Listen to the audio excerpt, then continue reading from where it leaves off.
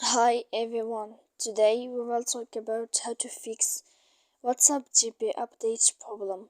To know how to fix WhatsApp GP update problem, you should just go to settings like this. You will click.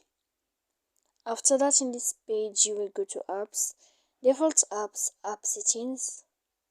When you will see this list, you will go down to find the application of WhatsApp here. And when you will see this page, you will enter to force stop. When you will end this, you will enter to storage.